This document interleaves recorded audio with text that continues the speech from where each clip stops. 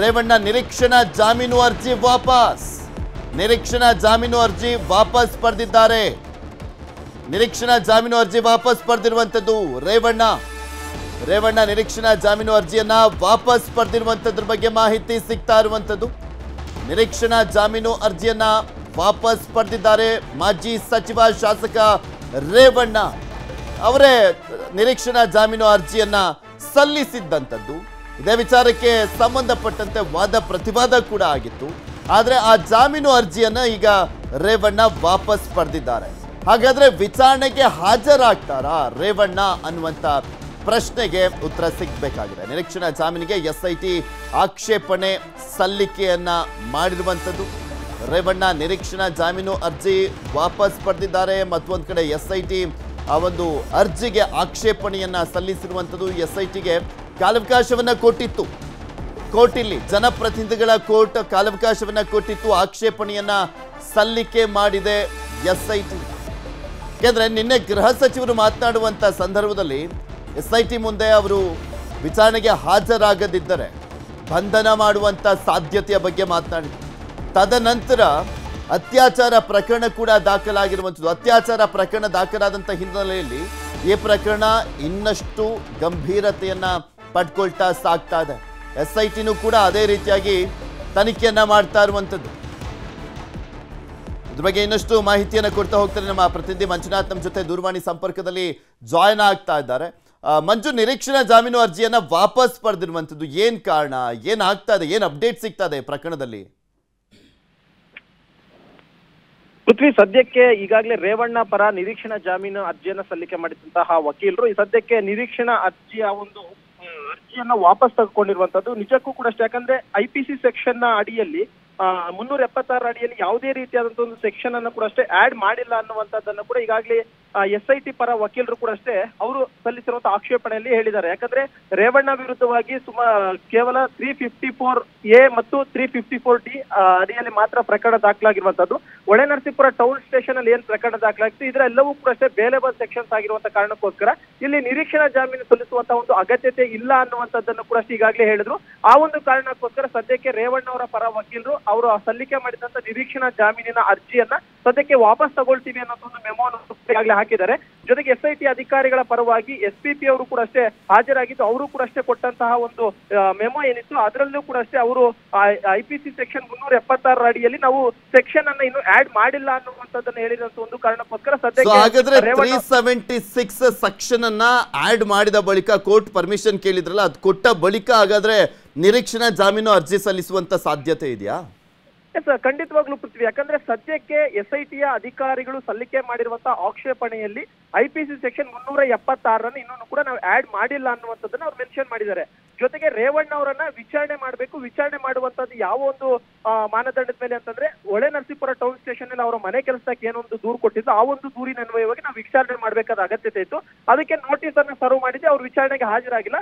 ಜೊತೆಗೆ ಆ ಒಂದು ಹೊಳೆನರಸೀಪುರ ಟೌನ್ ಸ್ಟೇಷನ್ ನಲ್ಲಿ ಏನ್ FIR ಇತ್ತು ಆ ಒಂದು FIR ನಲ್ಲಿ ಇರುವಂತಹ ಪ್ರತಿಯೊಂದು ಸೆಕ್ಷನ್ಸ್ ಕೂಡ ಅಷ್ಟೇ ಒಂದ್ ರೀತಿ ಬೇಲೆಬಲ್ ಸೆಕ್ಷನ್ಸ್ ಆಗಿದೆ. ಆ ಒಂದು ಕಾರಣಕ್ಕೋಸ್ಕರ ಇವರು ಏನಕ್ಕೆ ಈ ನಿರೀಕ್ಷಣಾ ಜಾಮೀನಿಗೆ ಅರ್ಜಿ ಸಲ್ಲಿಸಿದ್ರು ಅನ್ನೋದ್ರ ಬಗ್ಗೆ ನಮ್ಗೆ ಮಾಹಿತಿ ಇಲ್ಲ ಅನ್ನುವಂಥದ್ದನ್ನು ಕೂಡ ಅಷ್ಟೇ SPP ಅವರು ಹೇಳಿದ್ರು. ಈ ಒಂದು ಟೈಮ್ ನಲ್ಲಿ ಹಾಗಿದ್ರೆ ಎಲ್ಲವೂ ಕೂಡ ಬೇಲೆಬಲ್ ಸೆಕ್ಷನ್ಸ್ ಆಗಿದ್ದಂತ ಕಾರಣಕ್ಕೋಸ್ಕರ ಇವರು ಅರ್ಜಿ ವಿಚಾರಣೆ ಅಂದ್ರೆ ನಿರೀಕ್ಷಣಾ ಜಾಮೀನಿಗೆ ಏನೊಂದು ಅಪ್ಲಿಕೇಶನ್ ಹಾಕೊಂಡಿದ್ರು ಆ ಒಂದು ಅಪ್ಲಿಕೇಶನ್ ಅನ್ನ ರಿಟರ್ನ್ ತಗೊಳ್ತೀವಿ ಅಂತ ಹೇಳಿದ್ದಾರೆ. ಒಂದ್ ವೇಳೆ ಏನಾದ್ರು ಅಂದ್ರೆ ಮಂಜು ಇಲ್ಲಿ ಈ ಪ್ರಕರಣಗಳನ್ನ ಗಮನಿಸ್ತಾ ಇದ್ರೆ 376 ಬಿಟ್ಟು ಆಗಿರುವಂತ ಸೆಕ್ಷನ್ಸ್ ಗಳನ್ನ ನೋಡೋದಾದ್ರೆ ಆ ಸ್ಟೇಷನ್ ಬೇಲ್ ಕೊಡೋ ಪ್ರಕಾರನೇ ಇದೆಯಾ? ಸ್ಟೇಷನ್ ಬೇಲೆ ತಗೊಬಹುದಂತ ಅಥವಾ ಕೋರ್ಟ್ ಮುಖಾಂತರನೇ ತಗೊಬೇಕು ಅಂತಲ್ಲ? ಪೃಥ್ವಿ, ಈಗ 354 ಏನಾಗಿದೆ ಲೈಂಗಿಕ ದೌರ್ಜನ್ಯ ಅಂತ ಹೇಳ್ಬಿಟ್ಟು ಈ ಒಂದು ಲೈಂಗಿಕ ದೌರ್ಜನ್ಯ ಪ್ರಕರಣದಲ್ಲಿ ಯಾವುದೇ ಒಬ್ಬ ಆರೋಪಿಯನ್ನ ಮೊದಲನೇದಾಗಿ ಇಂಟ್ರಾಗೇಷನ್ ಮಾಡ್ತಾರೆ. ಪೊಲೀಸರು ಇಂಟ್ರಾಗೇಷನ್ ಮಾಡ್ಬಿಟ್ಟು ಸ್ಟೇಷನ್ ಬೇಲ್ ಕೊಡುವಂತ ಸಾಧ್ಯತೆಗಳು ಕೂಡ ಅಷ್ಟೇ ಬಹುತೇಕ ಇರುತ್ತೆ. ಯಾಕಂದ್ರೆ ಲೈಂಗಿಕ ದೌರ್ಜನ್ಯ ಅಂತಂದ್ರೆ ಯಾವುದೇ ಒಂದು ಹುಡುಗಿಯನ್ನ ನಾವು ಅಸಭ್ಯವಾಗಿ ನೋಡುವಂತದ್ದಾಗಿರ್ಬೋದು ಅಥವಾ ಅಸಭ್ಯವಾಗಿ ಆಕೆ ಜೊತೆ ನಾವು ನಡ್ಕೊಳ್ಳುವಂತದ್ದಾಗಿರ್ಬೋದು ಇಂತಹದ ಅಡಿಯಲ್ಲಿ ಎಲ್ಲವೂ ಕೂಡ ಅಷ್ಟೇ 354 ಅಡಿಯಲ್ಲೇ ಬರುತ್ತೆ. ಆ ಒಂದು ವೇಳೆ ಆ ಲೈಂಗಿಕ ದೌರ್ಜನ್ಯ ಪ್ರಕರಣದಲ್ಲಿ ಯಾವುದೇ ಓರ್ವ ಆರೋಪಿಯ ಮೇಲೆ ಕೇಸ್ ದಾಖಲಾದ್ರು ಕೂಡ ಅಷ್ಟೇ ಪೊಲೀಸರು ಎನ್ಕ್ವೈರಿಯನ್ನ ಮಾಡ್ತಾರೆ. ಎನ್ಕ್ವೈರಿ ಮಾಡಿದಂತ ಬಳಿಕ ಒಮ್ಮೊಮ್ಮೆ ಸ್ಟೇಷನ್ ಬೇಲ್ ಕೊಡ್ತಾರೆ. ಇನ್ನೊಂದಷ್ಟು ಜನ ಕೋರ್ಟ್ ಮುಖಾಂತರವಾಗಿ ಕೂಡ ಅಷ್ಟೇ ಬಂಧನ ಮಾಡಬಹುದು ಅನ್ನುವಂಥದ್ದು ಭಯ ಇರುವಂತವ್ರು ಕೋರ್ಟ್ ಮುಖಾಂತರ. ಆಕ್ಚುಲಿ ಮಂಜು, ರೇವಣ್ಣ ಅವರು ಈ ನಿರೀಕ್ಷಣಾ ಜಾಮೀನು ಅರ್ಜಿ ಸಲ್ಲಿಕೆ ಮಾಡ್ಲಿಕ್ಕೂ ಮುಂಚೆ ಅಂದ್ರೆ ಯಾವುದೇ 376 ಸೆಕ್ಷನ್ ಅನ್ನ ಹಾಕಲಾಗಿರ್ಲಿಲ್ಲ. ಅದಾದ ನಂತರ ಇವರು ಅರ್ಜಿ ಸಲ್ಲಿಸಿದ ಬಳಿಕ ಮತ್ತೊಂದು ಕೇಸ್ ದಾಖಲಾಗಿರುವಂತದಲ್ವಾ? ಎಸ್ ಸರ್, ಖಂಡಿತವಾಗ್ಲಿ. ಯಾಕಂದ್ರೆ ನಿನ್ನೆ ಸಂತ್ರಸ್ತೆಯ ಸ್ಟೇಟ್ಮೆಂಟ್ ಅನ್ನು ಇವರು ನ್ಯಾಯಾಧೀಶರ ಮುಂದೆ ಮಾಡಿಕೊಂಡಿರುವಂತದ್ದು. ಆದ್ರೆ ಸಂತ್ರಸ್ತೆಯ ಸ್ಟೇಟ್ಮೆಂಟ್ ನಲ್ಲಿ ಪ್ರಜ್ವಲ್ ರೇವಣ್ಣ ಅವರನ್ನ ಮಾತ್ರ ಹೇಳಿರುವಂತಹ ಸಾಧ್ಯತೆಗಳು ಕೂಡ ಇಲ್ಲಿ ದಟ್ಟವಾಗಿದೆ. ಯಾಕಂದ್ರೆ ಇಲ್ಲಿ ಎಚ್ ಡಿ ರೇವಣ್ಣ ಅವರ ಮೇಲೆ ಏನಾದ್ರೂ ಆಕೆ ಅತ್ಯಾಚಾರವನ್ನ ಅವ್ರು ಮಾಡಿದ್ದಾರೆ ಅಂತ ಹೇಳಿದಂತಹ ಪಕ್ಷದಲ್ಲಿ ಮಾತ್ರ ಎಚ್ ಡಿ ರೇವಣ್ಣ ಅವ್ರಿಗೆ ಇದು ಅನ್ವಯವಾಗುತ್ತೆ. ಇಲ್ಲಿ ಕೇವಲ ಎಚ್ ಡಿ ರೇವಣ್ಣ ಅವರ ಮೇಲೆ ಆಗಿರುವಂತಹ ಒಂದು ಕೇಸ್ ಏನು ಅಂತಂದ್ರೆ ಹೊಳೆ ನರಸೀಪುರ ಟೌನ್ ನಲ್ಲಿ ದಾಖಲಾಗಿರುವಂತಹ ಪ್ರಕರಣ ಮಾತ್ರ ಅನ್ಸುತ್ತೆ. ಬಹುತೇಕ ಅದನ್ನ ಇಲ್ಲಿ SIT ಅಧಿಕಾರಿಗಳು ಮೆನ್ಷನ್ ಮಾಡಿಲ್ಲ. ಯಾಕಂದ್ರೆ SPP ಅವರು ಆಕ್ಷೇಪಣೆ ಸಲ್ಲಿಸುವಂತ ಸಂದರ್ಭದಲ್ಲಿ ನಾವು ಈ ಒಂದು ರೇವಣ್ಣ ಅವರ ಸಲ್ಲಿಕೆ ಮಾಡಿರುವಂತಹ ಒಂದು ಏನ್ ನಿರೀಕ್ಷಣೆ ಜಾಮೀನು ಅದನ್ನು ಸಲ್ಲಿಸುವಂತ ಅಗತ್ಯತೆ ಇರಲಿಲ್ಲ. ನಾವು ಕೇವಲ ಲೈಂಗಿಕ ದೌರ್ಜನ್ಯದ ಅಡಿಯಲ್ಲಿ ಅವರಿಗೆ ನೋಟಿಸ್ ಅನ್ನ ಸರ್ವ್ ಮಾಡ್ಕೊಂಡಿದೀವಿ. ಅವ್ರು ಎನ್ಕ್ವೈರಿ ಬಂದಿಲ್ಲ ಅಷ್ಟೇ. ಅವ್ರು ಎನ್ಕ್ವೈರಿ ಬಂದ್ರೆ ನಾವು ಎನ್ಕ್ವೈರಿ ಮಾಡ್ತೀವಿ ಅಂತ ಹೇಳಿದ್ರೆ, ಜೊತೆಗೆ ನಿನ್ನೆ ಸಂತ್ರಸ್ತೆಯ ಸ್ಟೇಟ್ಮೆಂಟ್ ಏನ್ ದಾಖಲು ಮಾಡ್ತಾರೆ ಅದನ್ನ ಆಕ್ಷೇಪಣೆ ಸಲ್ಲಿಸುವಂತ ಟೈಮ್ ಅವರು ತಗೊಂಡ್ ಬಂದಿಲ್ಲ. ಅಂದ್ರೆ ಬಹುತೇಕ ಇವರು ಮೊದಲನೇ ಏನು ಒಂದು FIR ದಾಖಲಾಗಿತ್ತು ಅದಕ್ಕೆ ಇವರು ಆಕ್ಷೇಪಣೆಯನ್ನು ಸಲ್ಲಿಸಿದರೆ ಹೊರತು ಸದ್ಯಕ್ಕೆ ನಿನ್ನೆ ಕೊಟ್ಟಂತ ಸ್ಟೇಟ್ಮೆಂಟ್ ನ ವಿಚಾರವಾಗಿ ಇನ್ನೂ ಕೂಡ ಅಷ್ಟೇ ಯಾವುದೇ ಒಂದು ಮಾಹಿತಿಯನ್ನು ಕೂಡ ಕೋರ್ಟ್ ಗಮನಕ್ಕೆ ತಂದಿಲ್ಲ. ಬಹುತೇಕ ಮುಂದಿನ ದಿನಗಳಲ್ಲಿ ಅಂದ್ರೆ ಮಂಜು, ಇದು ರೇವಣ್ಣ ಅವರು ಸಲ್ಲಿಸಿದ್ದಂತ ನಿರೀಕ್ಷಣಾ ಜಾಮೀನು ಅರ್ಜಿ ವಾಪಸ್ ಪಡ್ಕೊಂಡಿದ್ದಾರೆ. ಓಕೆ, ಪ್ರಜ್ವಲ್ ರೇವಣ್ಣನು ಕೂಡ ನಿರೀಕ್ಷಣಾ ಜಾಮೀನು ಅರ್ಜಿಯನ್ನ ಸಲ್ಲಿಸಿದ್ರ? ಅವ್ರ ಪ್ರಕರಣನೂ ಕೂಡ ಏನಾದ್ರು ವಾದ ಪ್ರತಿವಾದ ಆಯ್ತಾ? ಅವ್ರ ಪ್ರಕರಣ ಇನ್ನೂ ಕೂಡ ವಿಚಾರಣೆ ನಡೀತಾ ಇದೆಯಾ ಹೇಗೆ ಅಂತ? ಅವ್ರು ಸಲ್ಲಿಸೇ ಇಲ್ವಾ? ಸದ್ಯಕ್ಕೆ ಪ್ರಜ್ವಲ್ ರೇವಣ್ಣ ಅವರು ನಿರೀಕ್ಷಣಾ ಜಾಮೀನಿಗೆ ಅರ್ಜಿಯನ್ನು ಸಲ್ಲಿಸಿಲ್ಲ. ಕೇವಲ ಎಚ್ ಡಿ ರೇವಣ್ಣ ಅವರು ಮಾತ್ರ ನಿರೀಕ್ಷಣಾ ಜಾಮೀನಿಗೆ ಒಂದು ಅರ್ಜಿಯನ್ನ ಹಾಕೊಂಡಿರುವಂತದ್ದು ಅನ್ನೋದ್ರ ಬಗ್ಗೆ ಈಗ ಮಾಹಿತಿ ಇರುವಂತದ್ದು. ಯಾಕಂದ್ರೆ ಎಚ್ ಡಿ ರೇವಣ್ಣ ಅವರು ವಿಚಾರಣೆಗೆ ಹಾಜರಾಗದೆ ಒಂದು ನಿರೀಕ್ಷಣಾ ಜಾಮೀನು ಹಾಕೊಂಡಿದ್ರು. ಅವ್ರು ಯಾವ ಒಂದು ಉದ್ದೇಶದ ನಿರೀಕ್ಷಣಾ ಜಾಮೀನು ಹಾಕೊಂಡಿದ್ರು ಅಂತಂದ್ರೆ, ಇನ್ನೊಂದಷ್ಟು ಜನ ಸಂತ್ರಸ್ತರ ಮಹಿಳೆಯರು ಬಂದು ದೂರು ಕೊಡ್ತಾ ಇದ್ದಾರೆ ಅನ್ನುವಂತ ಒಂದು ಮಾತುಗಳು ಕೂಡ ಇತ್ತು. ಈ ನಿಟ್ಟಿನಲ್ಲಿ ಏನಾದ್ರೂ ನನ್ನ ಅರೆಸ್ಟ್ ಮಾಡಬಹುದು ಅನ್ನುವಂತ ಒಂದು ಅನುಮಾನದ ಮೇಲೆ ಅವ್ರು ನಿರೀಕ್ಷಣಾ ಜಾಮೀನಿಗೆ ಒಂದು ಅರ್ಜಿಯನ್ನು ಹಾಕೊಂಡಿದ್ರು.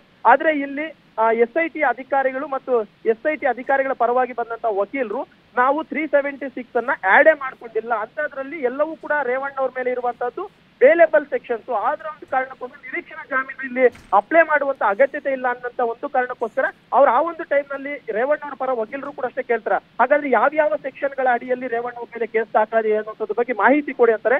ಆ ಒಂದು ಟೈಮ್ ಅಲ್ಲಿ ಅವ್ರು ಹೇಳುವಂತದ್ದು ಹೊಳೆ ನರಸೀಪುರ ಟೌನ್ ಸ್ಟೇಷನ್ ಅಲ್ಲಿ ಏನು ಕೇಸ್ ದಾಖಲಾಗಿದೆ ಆ ಒಂದು ಸೆಕ್ಷನ್ ಗಳ ಅಡಿಯಲ್ಲಿ ನಾವು ಇನ್ನೂ ಇಂಟ್ರಾಗೇಷನ್ ಅನ್ನ ಮಾಡಕ್ ಮುಂದಾಗಿದ್ದೀವಿ. ಆದ್ರೆ ರೇವಣ್ಣ ಅವ್ರನ್ನ ನೋಟಿಸ್ ಕೊಟ್ಟಿದ್ರು ಕೂಡ ಅಷ್ಟೇ ಅವ್ರು ಬಂದಿಲ್ಲ ಅನ್ನೋದನ್ನ. ಆದ್ರೆ ಪ್ರಜ್ವಲ್ ರೇವಣ್ಣ ಅವ್ರ ವಿಚಾರವನ್ನು ಇನ್ನೂ ಕೂಡ ಅಷ್ಟೇ ಪ್ರಸ್ತಾಪವನ್ನ ಮಾಡಿಲ್ಲ. ಯಾಕಂದ್ರೆ ಪ್ರಜ್ವಲ್ ರೇವಣ್ಣ ಅವರು ನಿರೀಕ್ಷಣಾ ಜಾಮೀನಿಗೆ ಅರ್ಜಿಯನ್ನ ಸಲ್ಲಿಸಿದಾರಾ ಇಲ್ವಾ ಅನ್ನೋದು ಕೂಡ ಈಗ ನೋಡ್ಬೇಕಾಗುತ್ತೆ. ಒಂದ್ ವೇಳೆ ಏನಾದ್ರು ಪ್ರಜ್ವಲ್ ರೇವಣ್ಣ ಏನಾದ್ರು ನಿರೀಕ್ಷಣಾ ಜಾಮೀನಿಗೆ ಅರ್ಜಿ ಸಲ್ಲಿಸಿದ್ರು ಕೂಡ ಅಷ್ಟೇ ಅತ್ಯಾಚಾರದ ಆರೋಪ ಇರುವಂತ ಕಾರಣಕ್ಕೋಸ್ಕರ ಬಹುತೇಕ ಅದು ರಿಜೆಕ್ಟ್ ಆಗುವಂತ ಸಾಧ್ಯತೆಗಳು ಕೂಡ ದಟ್ಟವಾಗಿದೆ. ಧನ್ಯವಾದ ಮಂಜು ನಿಮ್ಮೆಲ್ಲ ಮಾಹಿತಿಗಾಗಿ.